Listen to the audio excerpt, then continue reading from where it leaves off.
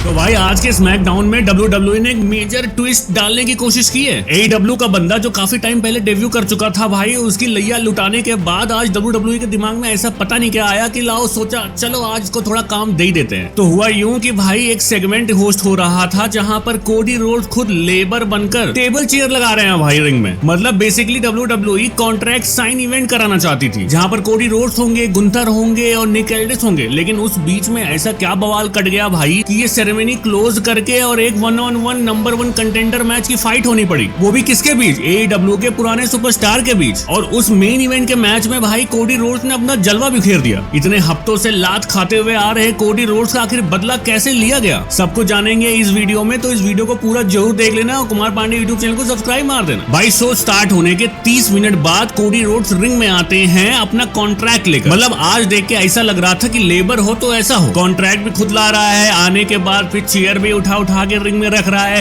फिर टेबल निकाला उसने जो है रिंग के नीचे से वो भी सजाई, और फिर सजाने के बाद भाई ऐसे हाथ कर रहा है। पब्लिक एकदम फुल खुश कि भाई आज कोडी रोड्स ने ऐसा क्या कर दिया, सब गीले हो गए एकदम से बिल्कुल ही। भाई मैं तो सोच रहा था कि अभी निक एल्डिस आएगा और बोलेगा कोडी बेटा चल दौड़ के जा पानी की बोतल लेकर आ, ठीक है। तो ऐसा सीन था कुछ। फिर कोडी अपना वही traditional dialogue what you wanna talk about, मैं होता तो यही बोलता भाई कुछ और काम पड़े हैं ये सब भी कर लो, ये लिस्ट बनाकर दे देता भाई। एनीवे मजाक से हटके अब आते हैं सीरियस सेगमेंट पर। तो भाई कोडी रोड्स बोलते हैं कि ये एक होने वाला है कॉन्ट्रैक्ट सेगमेंट जहां पर गुंथर ऑफिशियली ज्वाइन करेंगे स्मैकडाउन को। तो यानी फिर विजन का क्या होगा रॉ पर, या फिर गुंथर को बचाने, या गुंथर जब लात खा रहे होंगे तो विजन वाले रॉ से स्मैकडाउन पे आएंगे, क्या कुछ होने वाला है। एनीवे ये सुनते ही गुंथर भैया कूद के चले आए रिंग में। भाई गुंथर का एटीट्यूड ऐसा था कि भाई बस कोडी कुछ फालतू बोलेगा और उसकी पिटाई होने वाली है। और सपोर्ट में विजन वाले बैक स्टेज बैठे हुए हैं रेडी तैयार। गुंथर बाबा ने माइक उठाई और बोला यार कोडी तुम हर चीज अपने बारे में ही बोलते हो, मतलब कितनी ऑब्सेशन है तुम्हें अपने आप से। मतलब लोगों को दिखाने के लिए तुमने खुद चेयर लगाई, खुद टेबल लगाई, खुद अपना सजाया तुमने, मतलब कितना क्राउड से वाहवाही चाहिए तुम्हें। You look like an idiot. फिर आगे गुंथर बोलता है भाई मुझे चाहिए इज्जत। तो तुम जो बोल रहे हो ना कि गुंथर साइन करने आया है स्मैकडाउन का कॉन्ट्रैक्ट, बोलो प्लीज,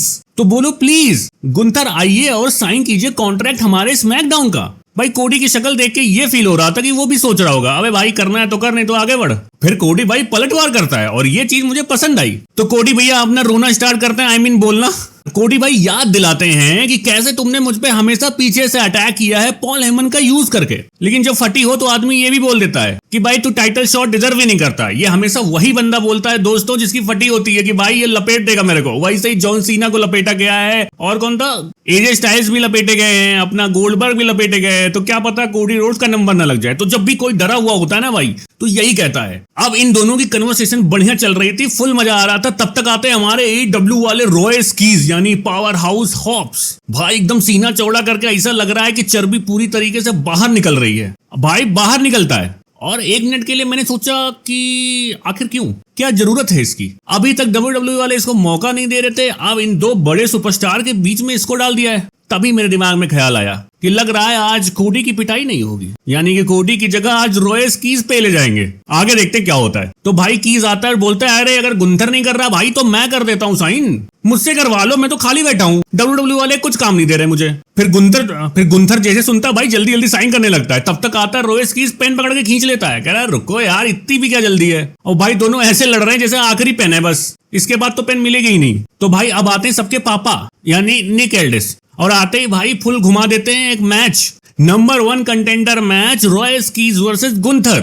वो भी कब होगा? मेन इवेंट में। उसके बाद फिर मेरे दिमाग में एक ही ख्याल घूम रहा था, भाई अब होगा कुछ ब्रॉल, अब होगा बवाल, कोडी पिटेगा या कोडी मारेगा क्रॉस रोड्स, या रॉयस कीज धर के लपेटेगा। बट कुछ नहीं हुआ। सिंपल अनाउंसमेंट थी भैया कि जो जीतेगा वो जाएगा इटली, वो फेस करेगा कोडी रोड्स को। लेकिन फिर मैंने बहुत तगड़ा दिमाग लगाया अपना, मुझे पता चल गया भाई कि रॉयस कीज पक्का हारेगा। लेकिन मुझे ये भी यकीन था कि रॉयस कीज कम से कम गुंथर को काटेगा तो, तोड़ेगा तो गिरा के। लेकिन आगे जो हुआ है ना, क्या बोलूं मैं, चलो आगे बताता हूँ। गुंथर भैया इमेजिन करके आए थे कि आज कॉन्ट्रैक्ट साइन कर लूंगा, मैच मेरा हो गया, क्लैश इन इटली में बवाल काट दूंगा। इधर एक बंदा और आ गया है, अब उससे भी भिड़ना पड़ेगा, तब जाके गुंथर को मिलेगा मैच। और वाकई में अगर देखा जाए तो सही है यार।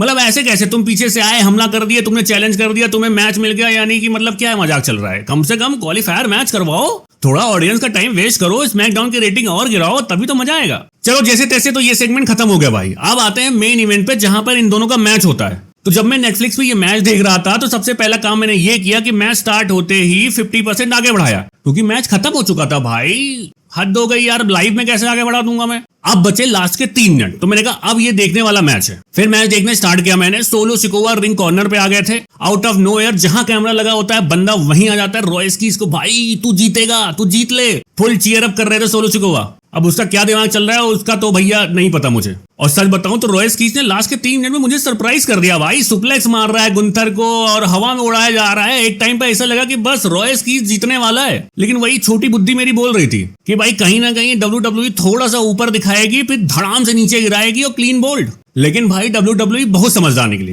उसने डिसीजन तगड़ा लिया। उन्होंने क्या किया कि रुको, ऐसे नहीं हराऊंगा यार, ऐसे हरा दूंगा तो साले को जो बनी बनाई इज्जत है वो भी चली जाएगी। तो अब करते हैं और तगड़ा काम। सोलो सिकोवा उठाए एक चेयर और देने लगे रॉयस्कीज को कि भाई ये ले गुंथर को मार, मैच जीत, आगे बढ़। अब उतने में क्या हुआ कुछ गड़बड़, कुछ हुआ डिस्ट्रैक्शन, और उसका फायदा उठाया हमारे गुंथर बाबा ने, उठा के रपेल दिया और मैच जीत गए हमारे गुंथर। लेकिन जैसे ही गुंथर भाई सेलिब्रेट कर रहे थे, लेकिन क्योंकि चौड़ तो है ना भाई, अब जीत गया मैच, अब तो मैं क्लैश इन इटली में बॉल काट दूंगा, कैमरे के सामने ऐसे करके भाई फुल बोल रहे थे। सेकंड में पीछे से कोडी रोड्स आया, मुंडी पकड़ा भाई, फुल क्रॉस रोड्स, और भाई एकदम बिल्कुल ही मजा आ गया देखकर। बहुत पीछे का खेल खेल रहे थे ना, अब आओ पीछे का खेल खेलो। उस मोमेंट पे भाई मुझे लगा कि ये होई ना बात गुरु, यही चाहिए भाई। सोलो का रिएक्शन देख के ऐसा था जैसे हमारे घर में बिजली का बिल ज्यादा आ जाए भाई, वो वाला कि भाई ये हुआ कैसे, आखिर इतना कहां बिजली यूज कर लिया था मैंने भाई। लेकिन एक चीज जान लो, पावर हाउस ऑप्स ने भाई तगड़ा दिया था यहाँ पर कंपटीशन गुंथर को। आने वाले टाइम में ये बंदा बवाल काटेगा, बस मौका देते रहना। ऐसा ना हो कि आज वहां गुंथर के सामने डाला, कल तुम किसी और छोटे सुपरस्टार के सामने डाल रहे हो उसे उठा के फेंकने के लिए। नहीं भाई, बड़े सुपरस्टार के सामने डालो, मजा है, देखा जाए यार। वैसे भी स्मैकडाउन तुम्हारा गर्त में जा रहा है, कम से कम कुछ ऐसा करो कि भाई लोग इंटरेस्टेड हो देखने के लिए। देखो जैकब फाटू ने क्या बवाल काट रखा है। अब इस बार क्यों स्मैकडाउन से गायब किया है ये समझ में नहीं आया। बाकी आपको पता तो कमेंट बता देना। तो ये सारे सीन यहां पर जब हुए तो मुझे लगा कि ठीक है स्मैकडाउन तब भी अच्छा था, लेकिन हाईलाइट डालने वाला नहीं था यार। सॉरी, मतलब मुझे अच्छा ही नहीं लगा बिल्कुल भी। कुछ हो ही नहीं रहा है भाई, जो एक्सपेक्ट कर रहे हैं कुछ भी नहीं हो रहा है। ना कुछ बड़ा सुपरस्टार, ना ड्रू मैकिंटायर की वापसी हो रही है, ना रैंडी ऑर्टन गायब चल रहे हैं, खुद पंट किक मारेंगे खुद ही गायब हो जाएंगे। मुझे समझ में नहीं आ रहा है। कोडी सलाह जो है जब से खाया भी है, आंख वाँख भी चोटिल थी, तब भी स्मैकडाउन में आके हल्ला काट के जा रहा है। और ये सोचो जो मारे हैं वो खुद ही गायब चल रहे हैं। ठीक है, थोड़ा बहुत तकलीफ हो गई होगी, कमर उमर में आया है न्यूज की भाई कमर में ये दिक्कत वो दिक्कत हो चुकी है। ठीक है, अब कितना दिन, वापस तो आओ, कम से कम प्रोमो वोमो तो काटो, कुछ बोलो तो सही। लेकिन नहीं। तो ये थी भाई पूरी स्मैकडाउन की कहानी। पूरी स्मैकडाउन की कहानी नहीं भाई, जो मेन था, जो मुझे था देखना, जो आपको देखना चाहिए था, बाकी तो कचड़ा था उसमें, बाकी कुछ देखने लायक नहीं था। ट्रिक विलियम्स क्या कर रहा है I don't care, women division में क्या हो रहा है आई डोंट केयर इधर। ठीक है भाई, जहां पे जरूरत थी वो चीजें बता दी मुझे। वीडियो पसंद आई तो लाइक कर देना, कुमार पांडे यूट्यूब चैनल को सब्सक्राइब कर देना। मिलेंगे मंडे नाइट रॉ पर, तब तक के लिए टाटा बाय बाय।